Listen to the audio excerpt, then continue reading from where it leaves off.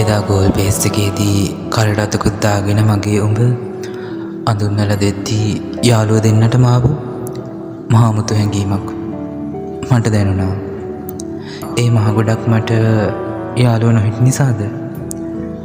උඹ මං ගැන තව කෙනෙක්ට කිව්ව නිසාද? වෙන් කරගන්න බැරි වුණා මගේ හිතට. දැනුණා මට උඹ ඉන්නේ අවුලකින් බව. ඕනි වුණා මට තියන්න සතුටින් නුඹව. ඒකමයි ආවේ උඹ කිව්ව ගමන් දුවගෙන. මට තිබුණ ප්‍රශ්නේ කවුරු වුණත් මෙච්චර ආදරණීය උඹට දුකක් දෙන්නේ ඇයි කියලා.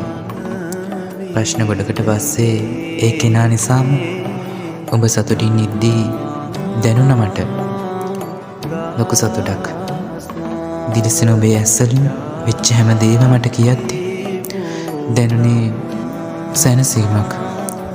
එදා මගේ හිතට ආවේ හැඟීම් වෙන් කරගන්න බැරි වුණ නිසාම, මම ඔබගෙන් ආදරයක් බලාපොරොත්තු නොවුණු නිසාම මම තාමත් උඹේ හොඳම යාළුවෙක්.